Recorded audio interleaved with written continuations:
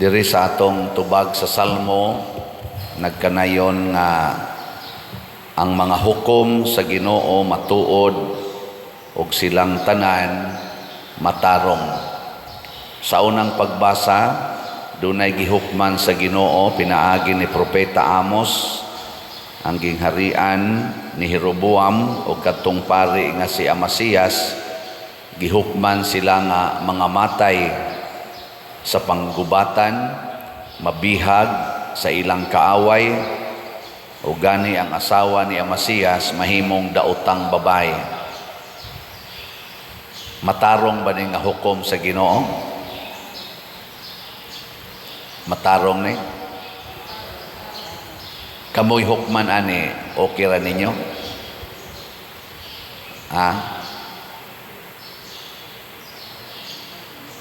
Anong di man mo mutubag? Kamo ba mo'y hukman ani, matarong ba ni o dili? Nya okay ra ninyo? Lingay mong tupad na okay ra kag patyon kas gubat, hapit na ra ba? Hapit na ra ba? Okay ra ninyo mga matay tas gubat, mga Pilipino? Okay ra? Dili man lagi. Ug mao nay hukom sa Ginoo, di okay. Nya diri sad sa atong ebanghelyo, niya say taong patyonon, paralyzed na gyud, giyayungan gani, iya sang giayo. Maayo ni dili. Kusga. Para nako dili maayo, tiwasin na lang nang hapit na mamatay, buhi ang angay pang mabuhi. Siya na ka nang bihagon mo sa inyong kaaway. Tabla ra say paralyzed anaway. Kaya paralyzed, di man kalakaw. Mabihag ta, di man sa ta kalakaw. Prisuhon man ta, igaid man ta. So muragwa man ni ayo ang hukom sa Ginoo na ipatyonon, buhion. Di ano'y buhi, ipapatay. Di ba? Pangitaan ginatong sayop ba? Mga igsoon, ang una, ang hukom sa Ginoo matuod. Matud pa. Nya unsa may hukom sa Ginoo nga matuod, kadili magpaling-paling. Ang sala dautan, mubunga og kadautan. Ang buhat nga maayo og mubuhat sad mubunga sad og kaayuhan. Ang mga tao nga nagpakasala batok sa Ginoo, nag-imbitar sa ilang kaugalingon og yawa or dautan. Di mauna nag-imbitar man kag dautan, kadautan gyud ang imong sangputan. Di gyud ta hukman sa Ginoo kanang pabor-pabor ba kay na mag-usahay kining ato mga maghuhukom dinis kalibutan. Apil nako kay muhukom man sad ko. Pabor-pabor, bisag nakasa, himuong way sala. Nya naay way sala, himuong makasasala. Ingon ana man ta, di man matuod, di man gyud sa kamatuoran ibase. Basta gani makaapiktar sa authority, hunongon tani, di tani ipadayon. Pero di gani makaapiktar sa atong kontra, padayonon tani. Mura ginana man, di ba? Dili matuod ang Ginoo, matuod gyud. Sala gani, sala gina. Bisag unsa pay imong ranggo, bisag hari pa ka, bisag ikaw pay leader sa religious church, sa mas katolikong simbahan, bisag Santo Papa pa ka, obispo pa ka, kardinal ka, pari ka, basta makasa mo sangpot ginas kadautan, inana ang Ginoo, way pabor-pabor. No? Niya kung ikaw gani nagbuhat og maayo sama sa pagtuo, pagpaubos, pagantos, pagdawat, paghinulsol, mga maayo man nga buhat, mo bunga sad na og maayo. Muna ang ingon sa Ginoo diri sa atong unang pagbasa sa atong ebanghelyo, niingon siya diri, gipasaylo na ang imong mga sala. Unya kay naghinulsol man ka tungod aning nahitabo nimo, nagbasol man ka, akong ayuhon ang imong paralysis. Mo bitang dili ta motugot anang absolute divorce. Ngano man, kanang absolute divorce, patyon ang pamilya. Patyon. Tungod lang kay naay nakasala. Tungod lang kay nakahatag og pag-antos. Patyon ang pamilya.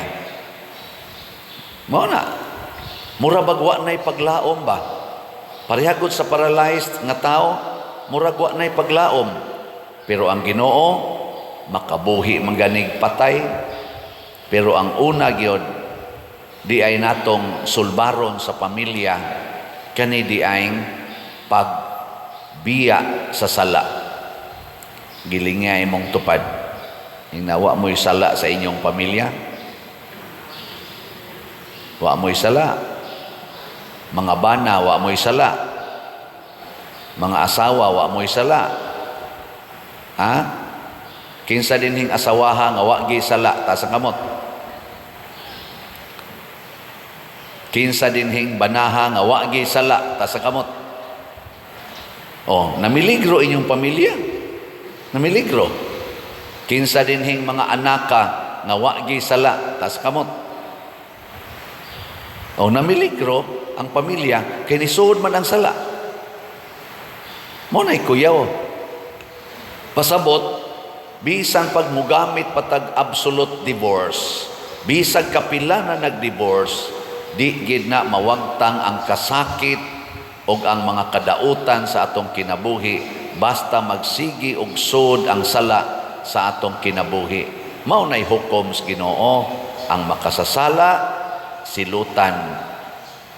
Bisan pag sa mata sa tao buutan kayo ka, tungod kay gasigig sulob aning kaningon ani nya sigig misa nya magpakasa, silutan ginas Ginoo. Bisag magsigi pa kag rosaryo dinhi kada adlaw, sayo kay kamoabot kay magrosaryo gyud, silutan gyapon kas Ginoo magpakasa.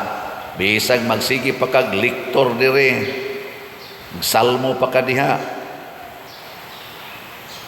o kana sang tigdoyog sa musalmo pero magsigig pakasa, maor gyapoy dangatan ana kadautan.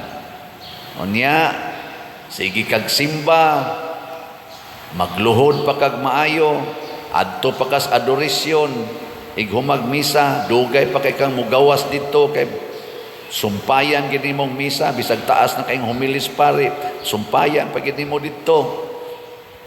Maghimo pa gid ta og overnight nga vigil sa Alliance of Two Hearts, ugma ra ba na nato himuon.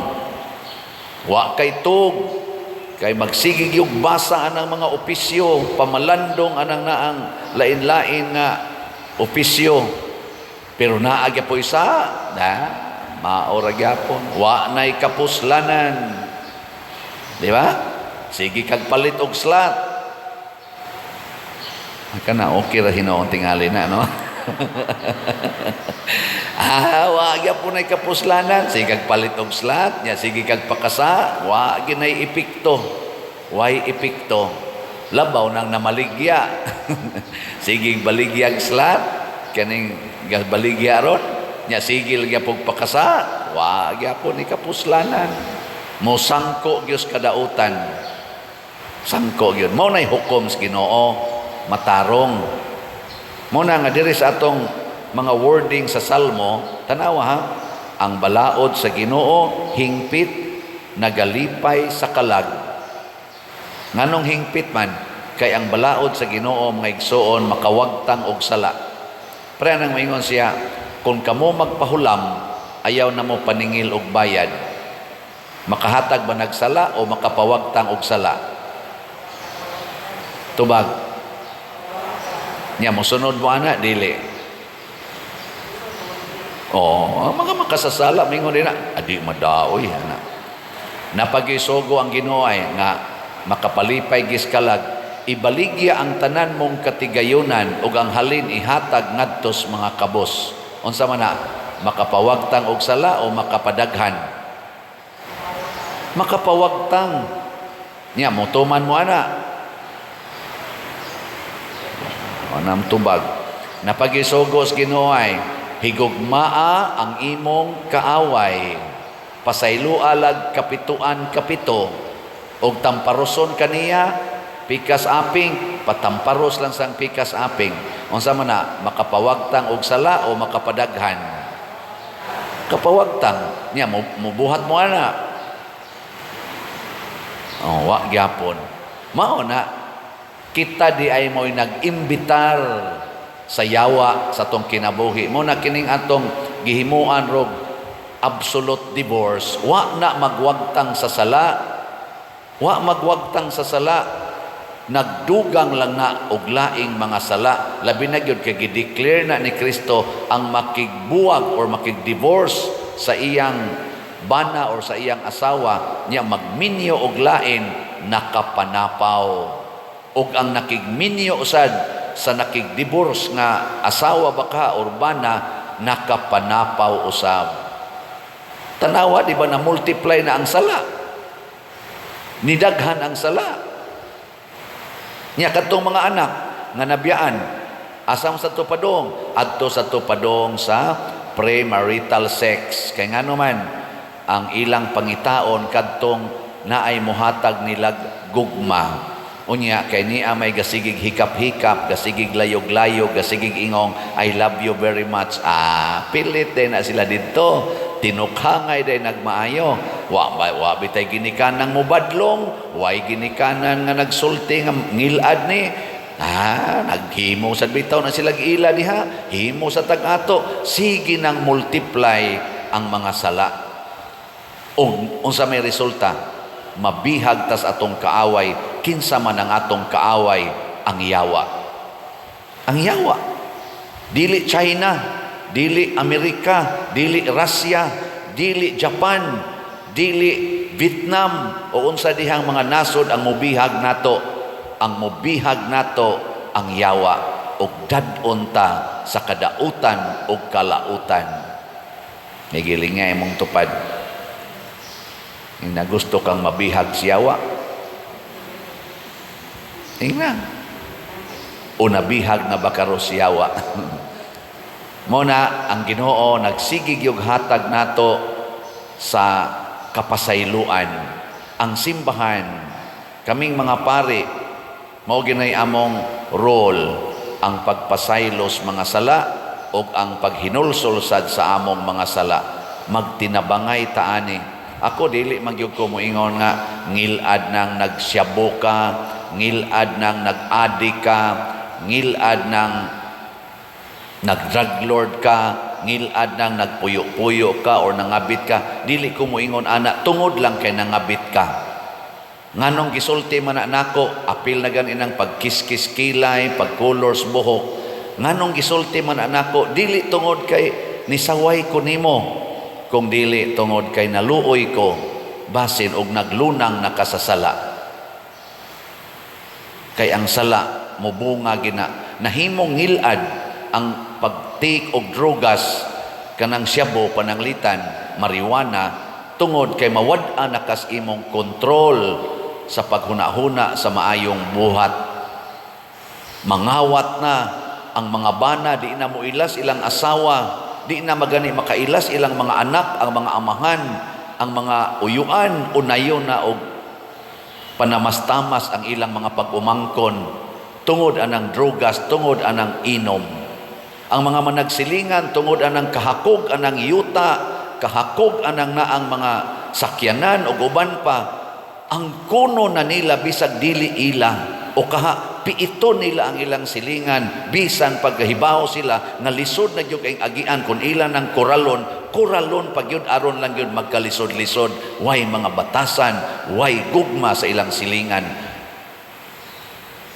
Lingay mong tupad. Ing nawa ni mo lisod-lisod ra imong silingan. Sige. Wa ni mo parkingi ang agianan? Ha? Wa nimo buhati og imong sala ang karsada. Anha na mo maglingkod-lingkod, magdapag lamisa, anha pa mangaon. Anha pa manghugas, manutbras. Gihimo ng lababo o hugasanan ang karsada. Proud pa kay ka, ngaway ni badlong nimo, ngaway makapalag nimo, nga dili kadot nimo ang mga barangay officials o kaha ang atong munisipyo, dili kadot nimo, kay ligon kay ka, patay ka diha. Alaot ka. Kay wa kay gugma sa imong isig katao. Mo nang magsigi kog sulti ani, kay naluoy ko nato. Hapit na ta mabihag og maayo si yawa. Hurot-hurot na tagkabihag sa yawa.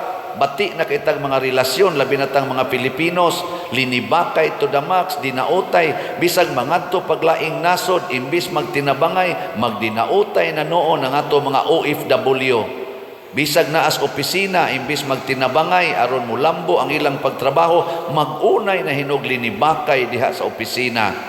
Bisag ang naas eskwelahan, mga maestrag, maestro, ambot na apil ba kang principal o kang superintendent, maglinibakay gihapon, magdinautay, unsa may gitudlo nato sa ato mga estudyante.